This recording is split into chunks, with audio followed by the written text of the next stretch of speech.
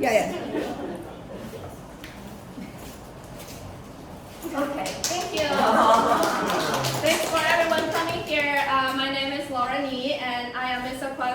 PTSA Council President this year. And this is the parent education session that we are working partner with the Circle and Influence Their Choice, and also we're trying to provide more parent education sessions for diverse communities like you guys this year. So thank you for coming. And this event is our first event of the year, and it's about cultural conflicts, 2 worlds, 1 home. And we are very lucky to have 2 professionals here to give us this presentation. Chloe Zheng, who is the Chief Growth Officer of the government institution, and Stephanie Shi, PhD. She is the clinical psychologist. So welcome. And let's start this presentation. All right. So, okay, let me see. Okay, that works. All right. Yeah. So thank you all for coming, in this dark night. And it just shows, right, how passionate you are and how you care about this topic.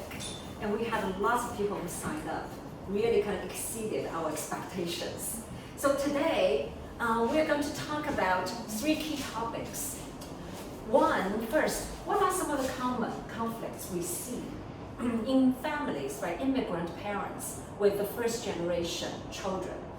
And then why teenagers are so difficult to manage, right? Not only, for immigrant families, but also just for American families too. What are some of the common growing pains that teenagers experience?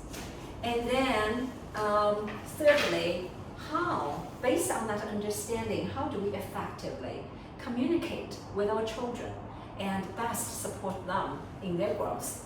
So I'm going to cover the first 2 topics, and then Chloe is going to give you lots of really good practical tips. And then we want to leave time for Q&A. All right? Does this fit with what you were hoping for to get from this session? And feel free to, jump in and ask questions, okay? All right. So first of all, right, this probably, is something that you live every day in, day out with your teenagers, right? Common conflicts, gaming. I hear that a lot from parents who call me, right? That there's so much concern about gaming, digital addiction. Parents have so much anxiety about their kids kind of being taken over by games, right? And losing sleep, not doing homework, or even, right, suffering in school. And the second one, dating. And that's often one that, that one I think seems more prevalent in families with different cultures under one roof, because we bring different cultural implicit expectations. And so what's behind, right, the gaming, the dating, the fear of not getting enough sleep, the conflict about, I want my way, you are not going to tell me what you want me to do, are more deeper generational differences and cultural differences. So, when it comes to cross-cultural psychology, right, there are several key dimensions. One is the power. In kind of our Eastern culture, right, it's much more hierarchical, more authoritarian, while the Western culture, American culture, is much more egalitarian, right? So in American culture, equality, right, the kids grew up in this culture, they want to have a peer-to-peer relationship, while parents growing up in a more traditional culture, growing up in a more hierarchical culture, right, feels like implicitly that you're the kid, you're the children, you're living under my roof, therefore you should listen to me, you should follow my order, and that causes a lot of conflict. another one at a deeper level is this need for autonomy versus control. Teenagers, as they grow, increasingly they have more of a need for independence. And so parents, right, you used to taking care, be the caretaker, right, trying to care for every aspect of their children's lives, are now used to this kind of a change of dynamics, right? So the parents kind of, thinking that I am trying to take care of you, from the adolescent's eyes, feels like you're trying to control me. And then the last one I want to just highlight in terms of what are the common conflict is another dimension of cultural, kind of cross-cultural psychology. It's the individualism versus collectivism. So in the Eastern culture, right, it's much more group-oriented. We emphasize sacrificing individual interests for the better goods of the group, of the society, right? While in Western society, in America, it's about individual, it's individual heroes, right? If you look at movies, about, war heroes, it's in America, it's always that one person, And if you even look at like US Army, right?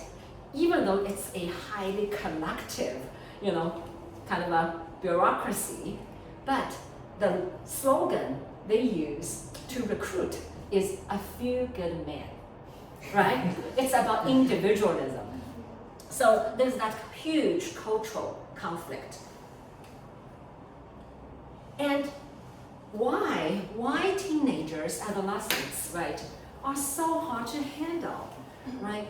To be an effective parent, it's helpful for us to look beyond those conflicts, to really understand what are growing pains they are going through.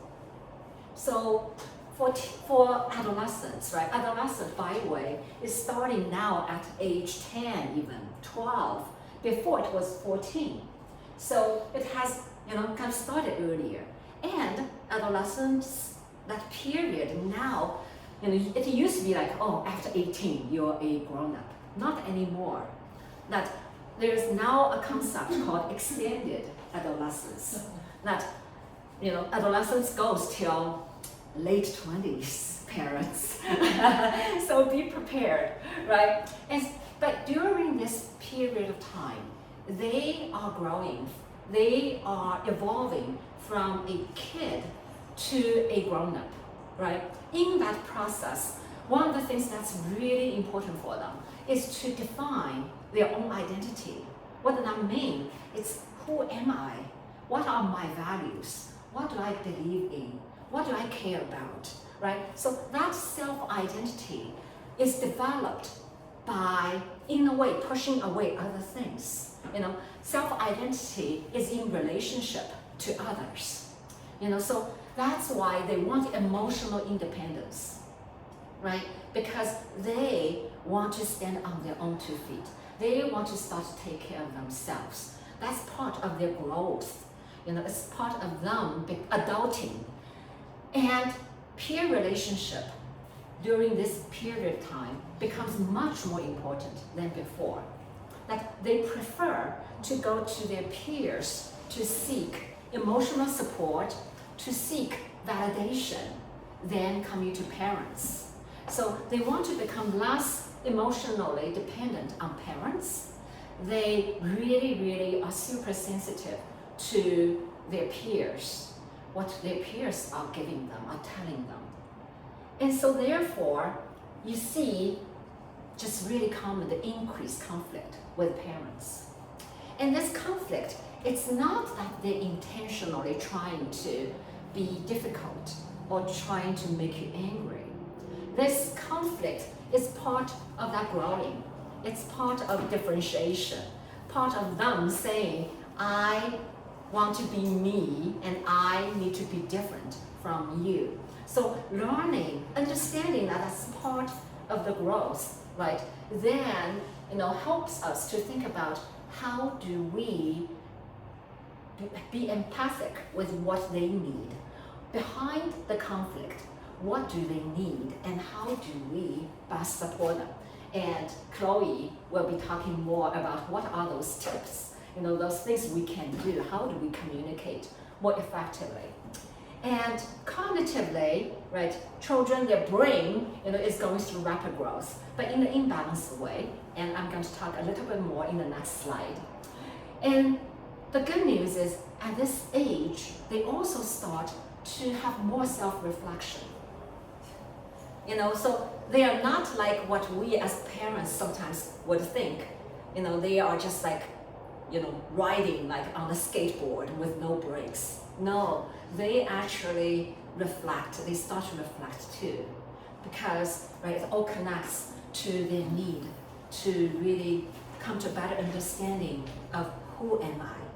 That's so important.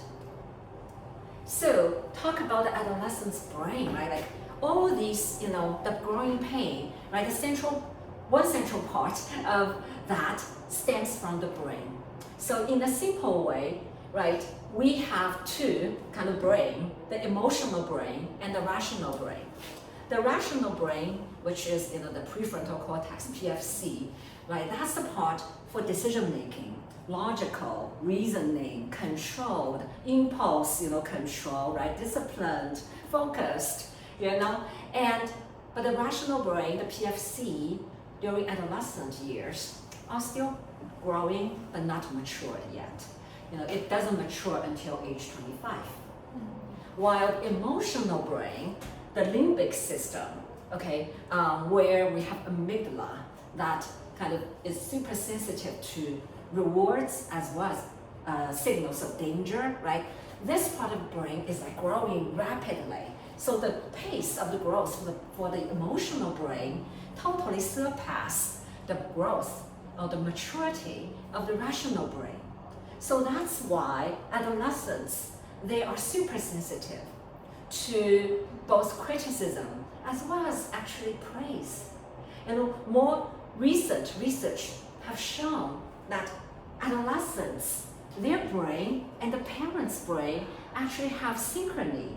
So while in conflict, it's hard for us to believe this is my child, how come, right? But they actually do care about the parents, what you are telling them. Criticism and praise, they're both super sensitive to. And that is really good news. That means we have an opportunity to influence and to shape them. But at the same time, we just know that, because emotional brain is so much more developed, so therefore, adolescent years, right, they have that super kind of eagerness, need for dopamine. And that's why gaming, right, is something that they find so easily attractive because it gives them that dopamine hit. That's because at this age, because of the imbalance of the emotional brain and the rational brain, right, they seek that kind of that reward, the stimulation.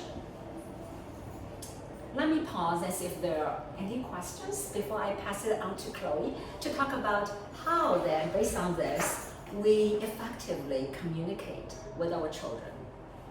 I can agree with every single word you're saying because I have a 10th grade and I have a 6th grade, and currently my 6th grade is super sensitive, very emotional every single day. And I have no idea why, and she just like saying like, Mom, I suddenly feel happy, and then the next minute I feel sad. I don't know why, I just feel sad. Just like, can you just stop? And then my older one, when she was in the, I think 7th or 8th grade, no, actually it's last year, she's still getting, this kind of development, and then we have a lot of arguments. And then she's just like, every time when we start arguing, she starts to cry. And then she's just like crying and then telling me, Mom, I am so emotional because my executive function is still developing. You have to forgive me. Oh. Like, okay. That is super sweet. I don't know what to say. But I I just like agree with every Yes. single word you're Yes. talking about. It's Yes. just like so hard to. Yes. It just Yeah. The good news is, right, like both of us were Skyline parents. We were. Well, you are. Yes. Yeah. And my older one is now 22, right? And I'm seeing the light at the end of the tunnel. Yes, much easier. My younger one, who is a sophomore at UW, right? Still difficult. Does that mean boys probably will be in even later? Yes, I think Come so. out of it? I think so, yes. Yep. All right, so I'm going to pass on to Chloe to talk about, so what do we do? Knowing this. Yeah. So there is definitely help available. So I'll be passing on some of the tips and advice. And I'll share that from the Gottman Institute, what is it and what are the practical research, evidence-based method parents can use. So I'm from the Gottman Institute, and Gottman Institute is founded by Dr. Julie Gottman and John Gottman.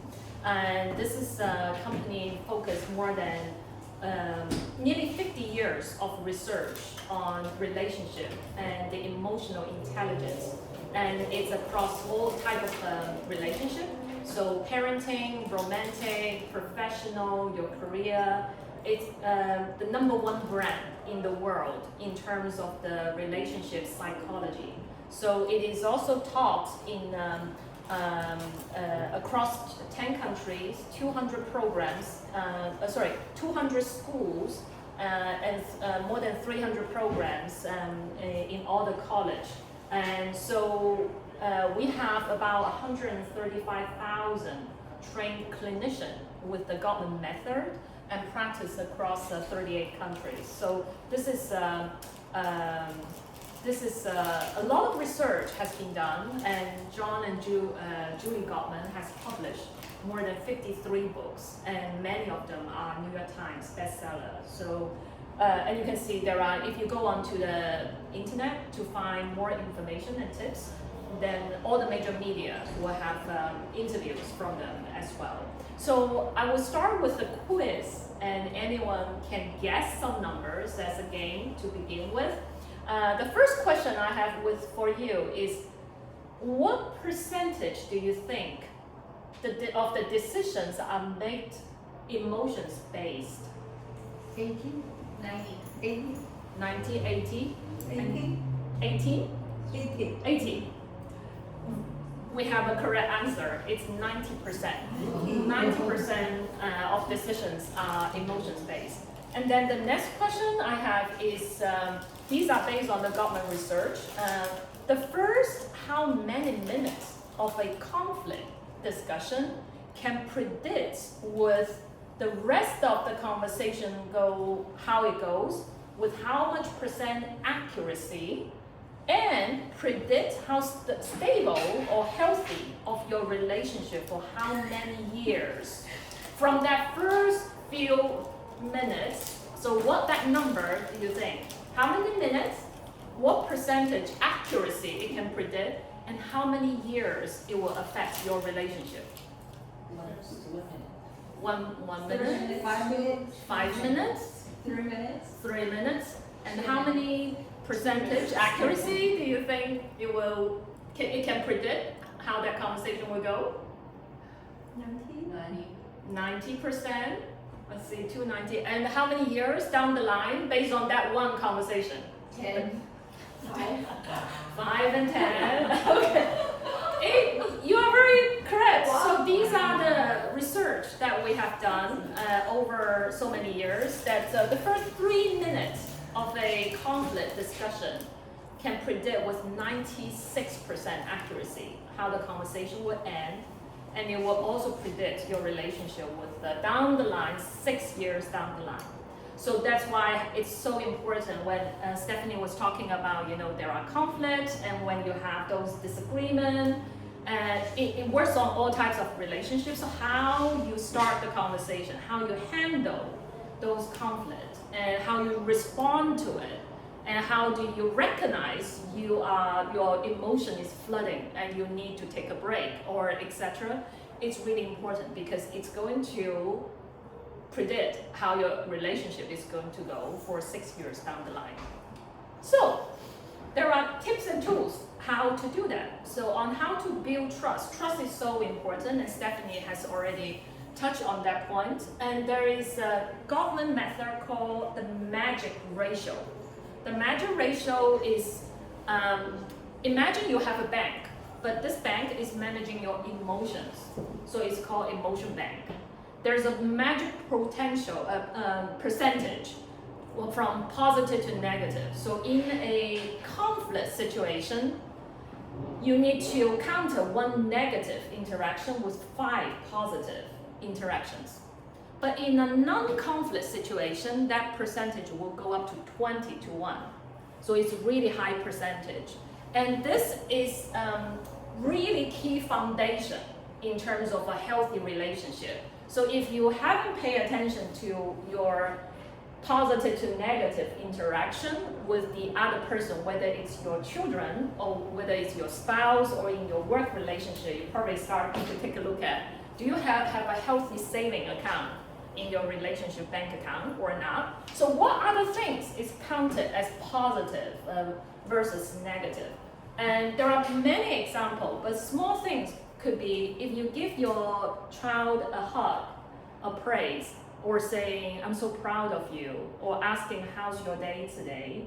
And you did really well on here, being very specific to call out and give really positive reinforcement. These are all deposits into your positive saving account. So what are the negative to drawing out? It could be, but your brother is not like that, or your sister never had that problem, and you are just so different compared to them.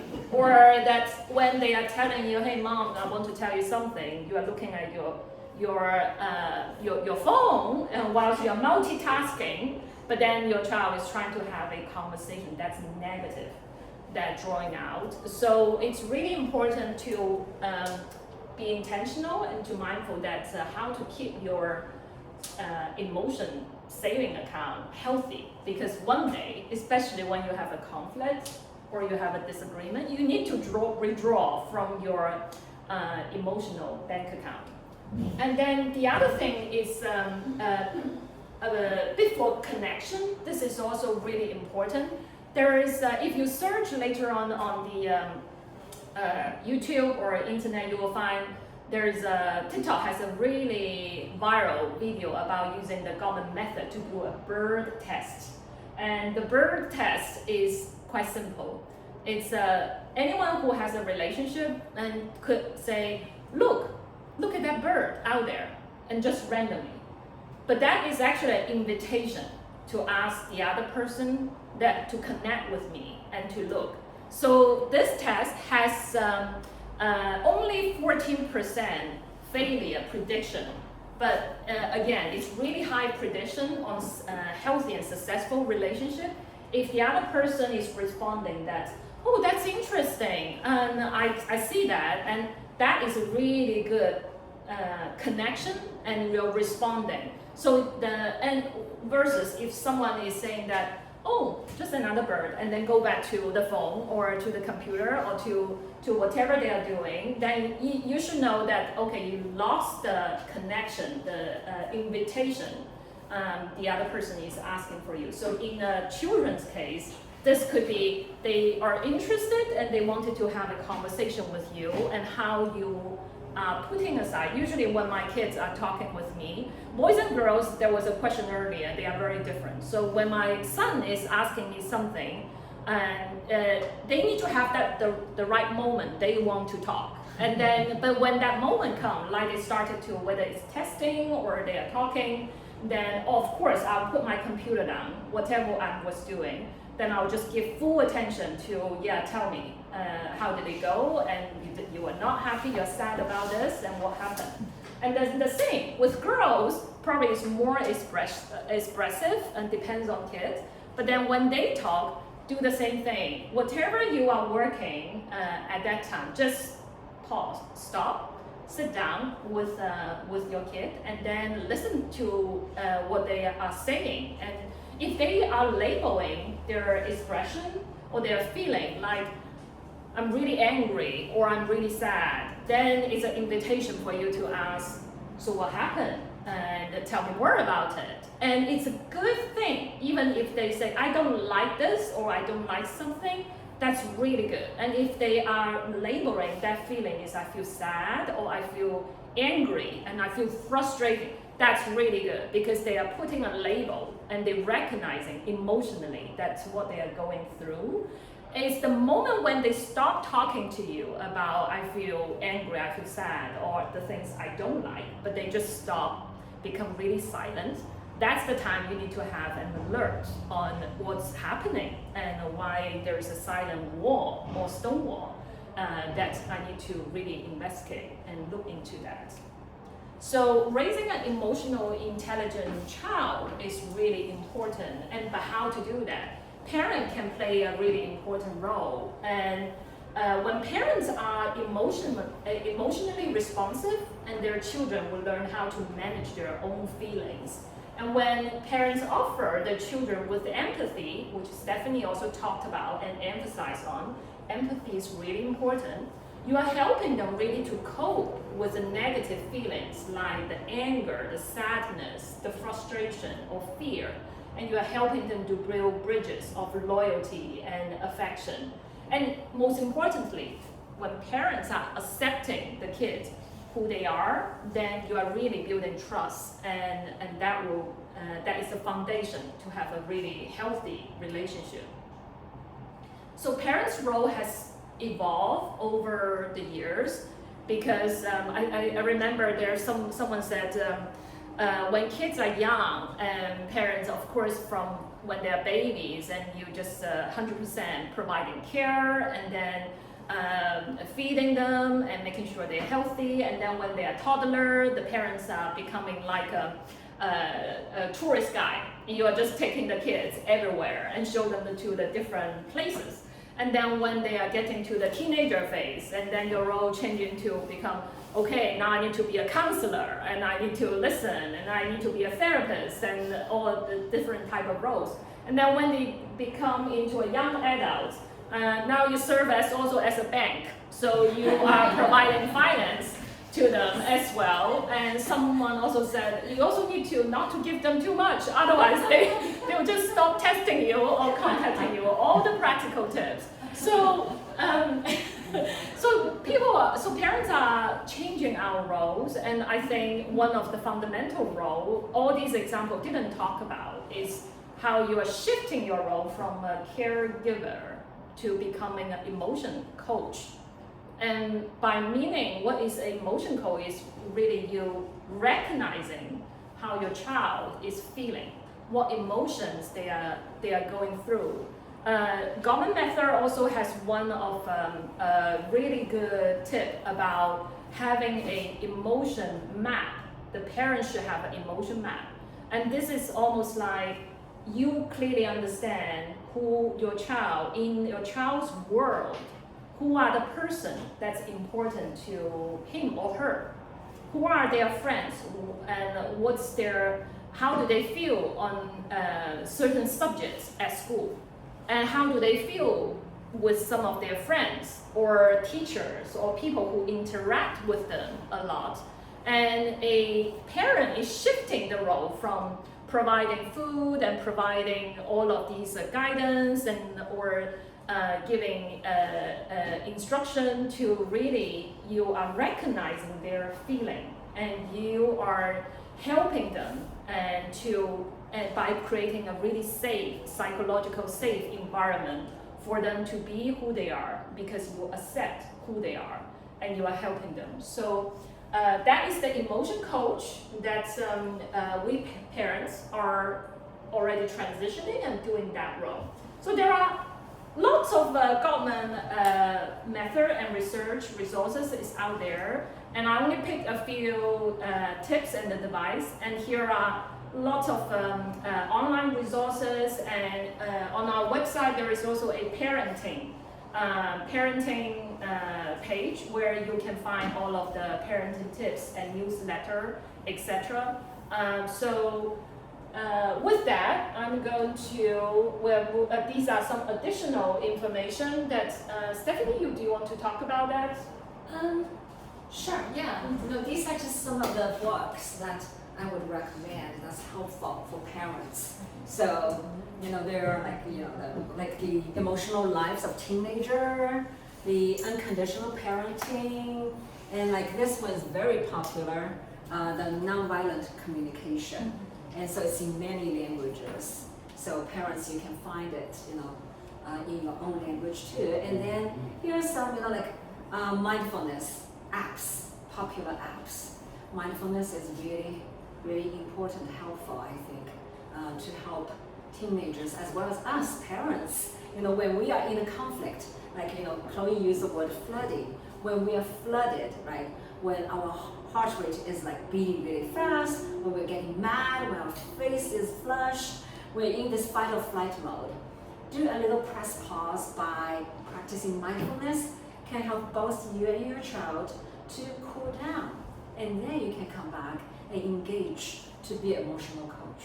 On the flooding point, governments also had research, and it's evident that when you are flooded with your emotion and being angry and everything that Stephanie described, no matter how hard you try, you will not listen to a word the other person is trying to convey and tell you.